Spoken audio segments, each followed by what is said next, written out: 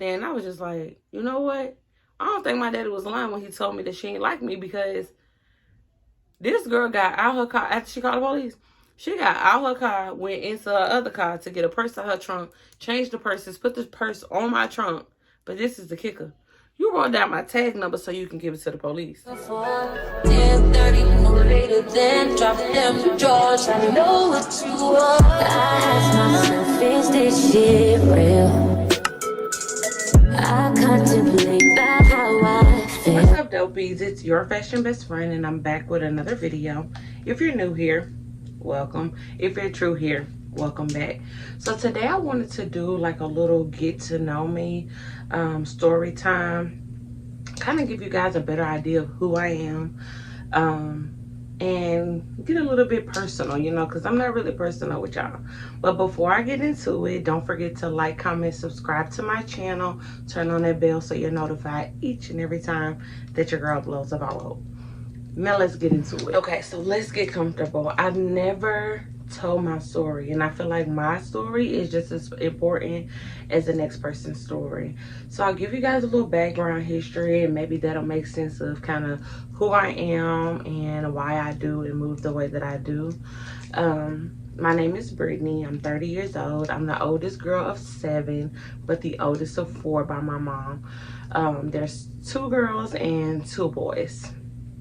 We're 4, 5, and 6 years apart, me from them.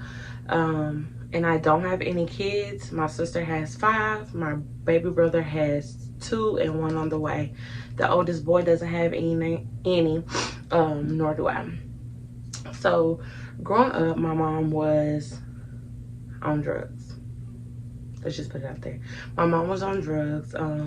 It didn't stop her from doing like what was needed, like the cooking, the cleaning, the washing our clothes and things like that. Where the lack of parenting came into play was quality time. There really was no quality time because she was always cooped up in a room, you know, to herself. And this would be like all day while we're at school, and even all night when we get home. We may see her in passing if she comes out her room. Other than that, we really didn't see much of her at all. So as a big sister, it's like I step up and I step in for my brothers and sisters, you know, try to give them that quality time, reassurance, also letting them know that they have somebody, although the person that we want, we don't really have, you know, for her own reason. So it kind of made me like the parent. So all my life with all my friends, they've always said I act like I'm somebody's mama, or I talk to them like I'm somebody's mama. And it's never intentional. It's because I didn't have a childhood. I didn't have a childhood because I was too busy providing attention, you know, to my siblings. And only time that I really got away from my siblings was when I went with my dad's parents. Well, not parents, his mother and her twin sister on the weekends. So that was my little, you know, escape from what my reality was and what I was facing on a day-to-day basis. So with doing so, eventually I got to a point that I wanted to be with the twins more often than none. And my mom would begin to use that against me. So, and what I mean by that is like, say for instance, if my grandma got me a new phone, my grandma's exact words was, this phone is for you, not for anybody else. This is your phone. If anybody try to use it, the answer is no. So I'm not a trouble child. I follow directions. I'm very obedient, so I'm gonna listen to what she say. This even applied to my mom. So she would do things like take my phone away from me. She would do things like, even down to like having a boyfriend. I would never forget the time that I don't know what grade I was in, but I was going with this boy. His name was Woody. I think at the time I may have been like 16 years old and he was 19. My mama approved of it. She knew about it, so it was nothing that I was hiding. Valentine's Day, I think this was our first Valentine's Day ever. I had this little white and reddish orangish outfit, and I saved this outfit because I wanted to wear it for Valentine's Day. Back then I was thicker. I had a butt. I don't know what happened to it. I do know what happened to it. I got big, but you know, like You know, so when my mom see me with that outfit on, she was like, "You're not going nowhere with that on." And I was like, "Okay, I'll change because Woody's supposed to be bringing me my Valentine's Day stuff to school, and I want to be there when he brings it." She was like, "Well, tell him you're not gonna be there. You're gonna be with me, or whatever, and you can keep that outfit on." The only way that I could wear the outfit is if I wore it when I was with her. So I spent my entire Valentine's Day in court because she had court that day. For what? I don't know.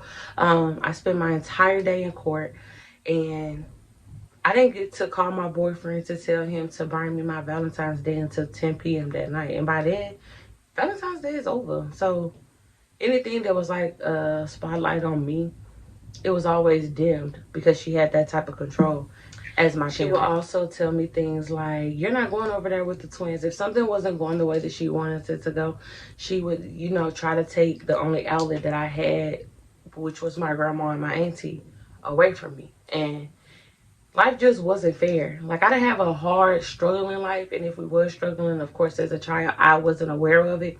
I just had the controlling parent. It was almost like my mom didn't like me. It was almost like she was jealous of me because I was living a life as a teenager that she wanted for herself as an adult, but didn't know how to give it to herself. Might I add that she was married.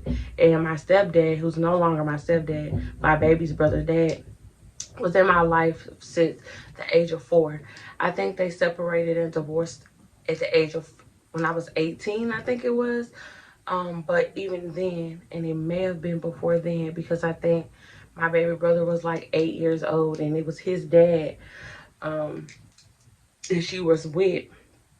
But when they divorced, life really went downhill. Not even really for me, because I still had my outlet. I still had the twins. And at a point in time, I ended up living with them because the lack of stability that my mom had for us just wasn't there. So my grandma and my auntie just wasn't having it when it came to me and allowing me to experience.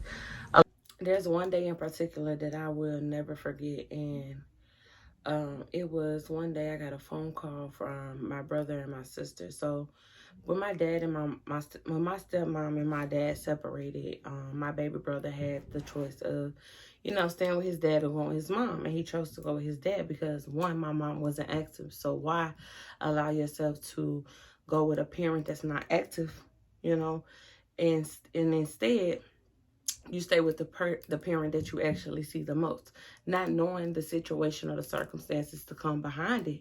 He just chose the best parent that he knew, put it that way. So with all of that and them separated, my brother and my sister, these are the middle two, they had a very much harder life than what me and my younger brother experienced, because we had outlets that they didn't have. They didn't have any family on their dad's side that cared enough about them to come and get them as we did. So I'll never forget the time that my brother or my sister, somehow I think they used a neighbor's number or something like that, not because I always reassured them that they could call me no matter who I was with, where I was at. I was going to come through.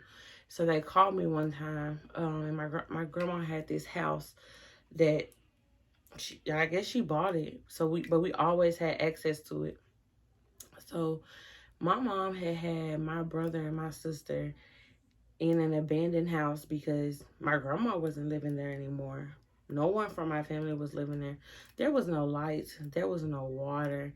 And they were hungry. Like, they called me crying, breaking down. And it's like, for me, it's like, what do I do? I'm just the older sister. You know what I'm saying? Like, I'm just the older sister. How can I help them? I don't have a place to bring them. So they do have lights, water, food, and all of that. I don't have that.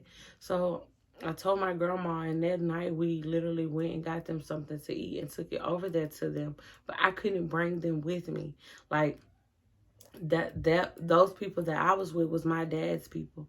Although they've always showed up for my mom and her kids. Like, anytime she needed them, they always showed up. But it just wasn't their responsibility to take them in too. On top of, they had a 3-bedroom apartment. I had my own room. They had their own room. We had no room to take in 2 other kids. So, like, my mom ended up getting a project or whatever. And my brother and sister became so bad to the point where they were like real hood people, like real hood niggas, like setting niggas up, shit like that. And it's just like it was the environment that they were put into, the lack of parenting that they had that caused them to be so careless. Like, and it's not even something I could blame them for. It's the lack of parenting. So, that really broke me down, and I ended up having to go to the hospital because I was like so stressed out because there was nothing that I could do for them.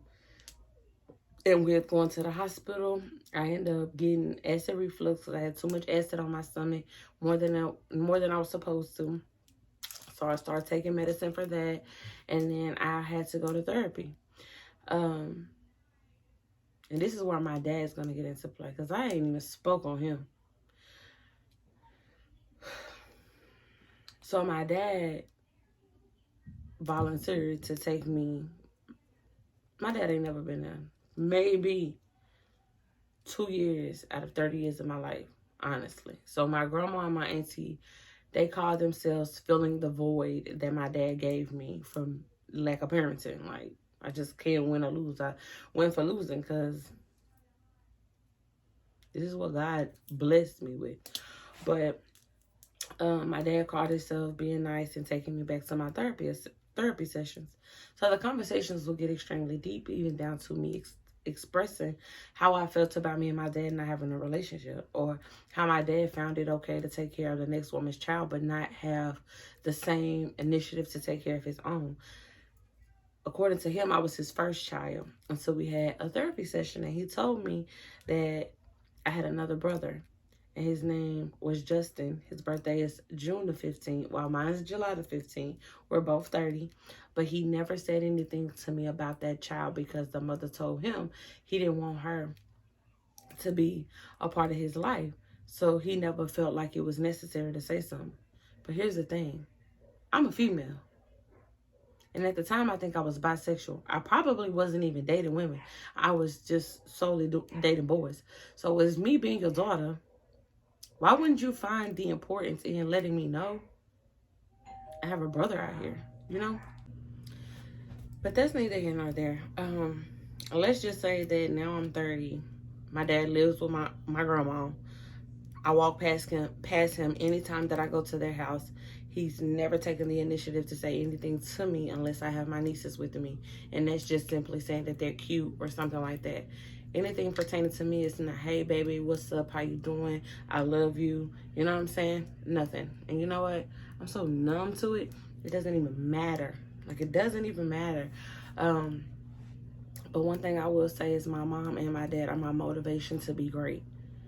My motivation to be great. My mom is 46 years old, a general manager at Popeyes in Smyrna, living in Mississippi. My dad is 50. He'll be 50. Living with his mom, his aunt, at his great-grandma's house.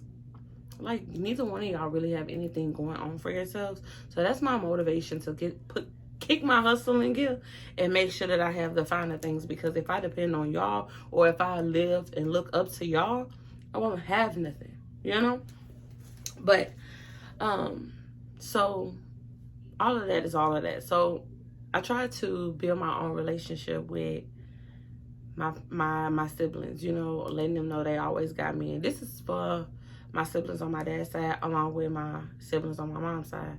Now, my mom has always, tries to play me and my brothers and sister against each other.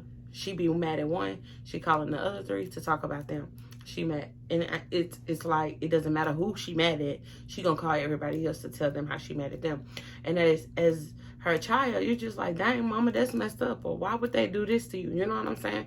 Not really just thinking, like, she really just trying to make it seem like, I'm going against my sibling. It was mad weird. It's always been like that. But I just grew up to be a person of integrity. Like, my brothers and my sister do a lot of messed up stuff that they just know for a fact they shouldn't do. They don't care. I've learned I can't make them care. I can't want better for them than they want for themselves. And honestly, although me and my baby brother had outlets, my siblings are like so rough around the edges. Like, I'm rough around the edges, but not as rough around my edges as they are. Like, you can tell they're so angry. They may be fighting demons, something deeper than, you know, the lack of parenting that we all experience. And the crazy thing is, we all have the same mom. Everybody feels the same way about her, and we all have different dads. So this is a lot. But life's always been like that. Like, it's always been a tug of war. The most life-changing event family-wise for me, there's two. 2017, me and my sister, grown as hell, never got into a fight. We were not the kids that fought each other growing up. We always had each other back. Now, my brothers was annoying, would always mess with us and things like that. But as far as fighting, Brittany, Justin, Rayel, and we didn't do that. When we got older, they decided they wanted to fight. First things first, me and my sister got to fighting at a nail shop. I had seen her nails, and I was like, how much you pay for them? And she told me, and I was like, they too flat. You know what I'm saying? I wouldn't have paid that for them. So her kids was there, and they started saying they was hungry. On the same day, she decided to do like a mother-daughter day with my mom. And she took her to get her nails done. So I ended up just meeting them up there because they was at the nail shop that was close to my grandma's house that I was staying at. So I go down there, you know, after I got out for work, went down, the kids was there, and they like, Titsy, I'm thirsty, I'm hungry. So I'm like, you didn't feed them before you came here? And she was like, no. And I was like, okay, whatever. So with them saying they thirsty, I was like, I'm finna go get them. I got some water in my car y'all can have. Then I was like, I'm not getting them no water. We finna walk to the store, which was like right there. We're gonna walk to the store. I'm gonna get y'all a juice and some chips. Y'all gonna sit down till y'all mama get done, right? I get back. This girl going back and forth with the damn man at the nail salon.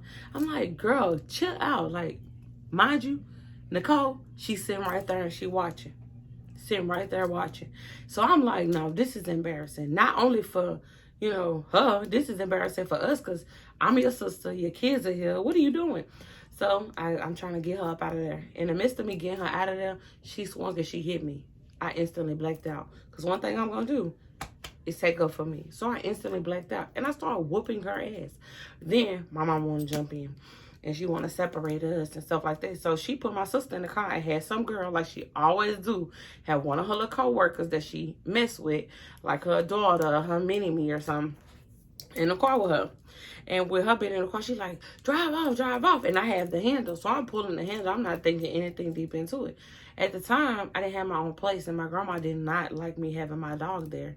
Piper. Been having her for 7 years. She didn't like me having her dog there. So my mom would keep her. Because at that time, she was staying in a hotel. And my dog was staying there, too. She was doing me the favor. But I'm like, bro, whatever. So I ended up pulling up there. And, no, I ended up passing her on my way there. She was like, don't say nothing to me. Y'all embarrassing. That is, that. And I'm like, bro, we your daughters. When you see your daughter getting into it with the man at the nail shop, why you didn't step in as a mother? Because you don't know nothing about it. But nothing about being a mother. But anyway, so I get back to her hotel or whatever, and I'm getting all my dog stuff, and she was holding my purse. She was actually borrowing one of my purses. So I was like, okay, I'm really done with y'all here. I don't got time for this. It's too much. I'm gonna get my dog. I'm gonna figure it out. And can you go ahead and give me my purse? This girl, and I'm calling her girl, this girl said, since you want to be like that, I'm going to call the police on you. You already broke my door handle. My sister in the back seat on the phone, my little brother. She was like, yeah, my nickname is B-Word. She was like, yeah, B-Word, badass. We going to call the police on you. You going to jail. Y'all playing powder head games because what? But they called the police on me. My grandma was on the phone with my grandma, and I was just like, because my stepdad told me a long time ago that my mom did not like me and she was jealous of me. But me, that's my mom. Why me? You know, she gave me life. Why would she feel like that towards me? I was on the phone with my grandma that day, and I was just like, you know what? I don't think my daddy was lying when he told me that she ain't like me, because this girl got out her car after she called the police. She got out her car, went into her other car to get a purse out her trunk, changed the purses, put the purse on my trunk. But this is the kicker. You wrote down my tag number so you can give it to the police.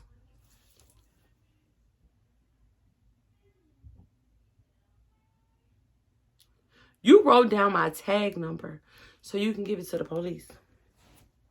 Cool. So I ended up calling the police on my own, letting them know what just happened and letting them know I'm not gone. I'm sitting here. You know, I'm at the front of the hotel instead of in the back where she lived at. But when the police came, they ended up not coming to where I was sitting at. And I was just like, it is what it is. But my sister ended up going to jail that day. 5 o'clock in the morning, knock on the door. Y'all already know. Police coming to get me to go to jail. My sister done pressed charges on me. I got a domestic violence charge with bodily injury. Okay. Not only that, I goes to jail, y'all. My grandma bonds me out almost instantly. My wife, who was my girlfriend at the time, you know, she communicated with my grandma or whatever to help get me bonded out or whatever. And I'm not even going to get into what she did to me on that day. But I may. But she, you know, helping my grandma get me bonded out or whatever. So, y'all, I get served with an order of protection while I'm waiting to leave. I guess, I don't know what I was doing, waiting to go to hiding place. And it was an order of protection against me for her and her kids. Now, one thing I don't play about, these are the same kids that live with me right now. Not them last two, because they didn't exist. But if she got two more that's in between, the oldest one and the second to oldest one that I have here. There's two in between them. She took an order of protection out against me on them, right? Broke my heart. Because one thing I don't play about is them kids. Like, she's always been able to depend on me when it comes to them kids. The way my family does me just makes no sense to me. But you know what? I'm learning to not allow it to ruffle my feathers, you know, because they are who they are, and they'll change when they're ready to. But that was that. Me and my best friend was into it that day. Me and my god sister fell out that day because she owed me money. My other close friend in the same time frame was mad at me because I didn't want to date her. And my girlfriend, who is also my wife now, went to Memphis with another female. I'm not boo-boo the fool. I already knew. But it's the fact that you lied to me about it. But that's neither here nor there. Because it's in the past. We're married now. But yeah, 2017, from May 22nd to July 3rd, worst time of my life. And when I say it hardened me so bad. Like, my guard, it's still up. I really don't even let people in like that. I really don't talk to people about my problems, but I'm learning to be in my soft era so I can allow myself to feel and I can allow myself to accept the things that I can't change. But, yeah, 2017, hardest year of my life. But then, it's like, this situation that we in currently has happened before. And with it happening, you know, I couldn't even get the kids because of the same charge that my sister had pressed against me. But I also want to throw out there that her family, she didn't even consider us at all. But, you know, can't really worry about it. But when my friend that was working in DCS looked up all my information, she asked me about that charge. In which I went to court. She showed up once. She showed up once, but after that, she didn't come no more, and they dropped the charges. Never pled, never did anything for it. But she ended up trying and wanted them to come to me from where she had sent them when the first situation happened. And my friend looked up all my stuff, and she was like, well, this right here might be the reason that you won't be able to do it. I was like, how sway? This is a situation where she need her sister. But that same sister that you threw under the bus.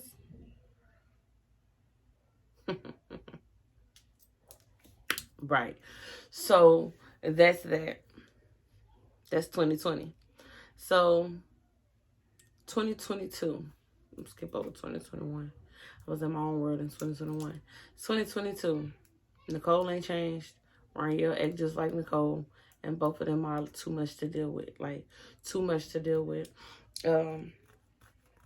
This situation that these kids are currently in now, because of Nicole, It's like almost like she wanted these kids to go to the state. Like she wanted my sister to lose them all around and didn't want the family to be involved with the kids at all. Like the lady talks so much mess on the day that everything happened that you would have thought she was just like so prepared to take care of these kids, only to not call and check on them, only to not, mind you, I said she is a GM at Popeyes, which means that she can give out a free bucket of chicken every day if she wanted to. Haven't offered a chicken wing, haven't offered a macaroni shell from the macaroni and cheese that they make, haven't even offered to see these kids, not one time.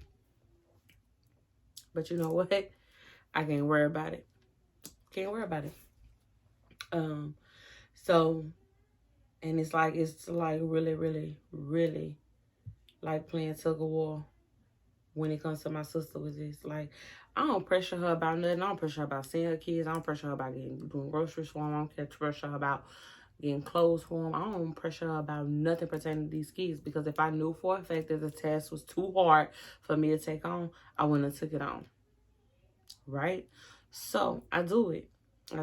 But it takes for her to do something, for me and her to get to arguing, for me and her to like be at each other's neck. And in reality, I don't feel like she's in the space to be on nobody's neck when you put your kids in this situation.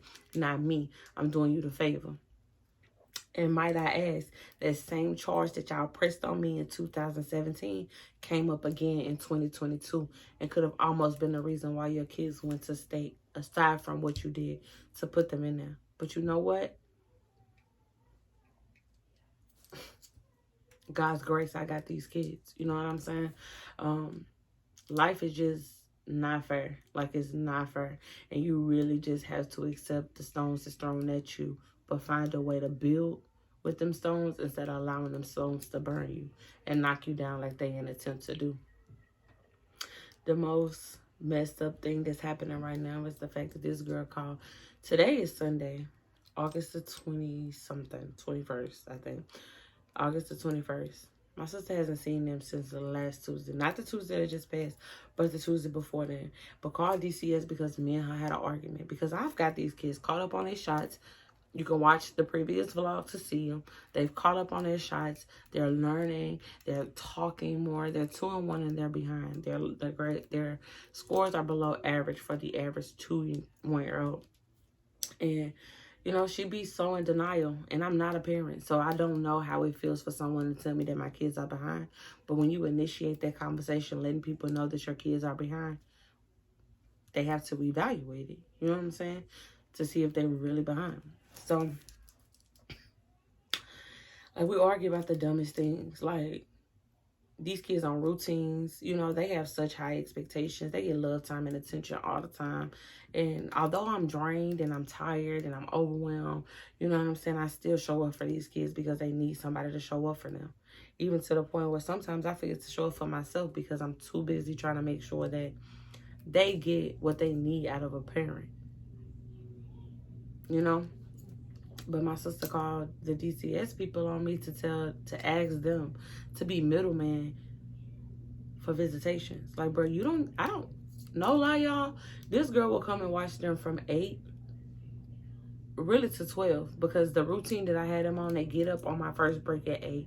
And I don't know how I do it in 13 minutes, but I do. Get them on a pot, get them in their chairs, get their food fixed, and have them, you know, ready. By the time it's time for me to go back from my break, by the time she gets here, all of that's already done. So you just playing with them in the meantime, you know. 10:30, they get a snack.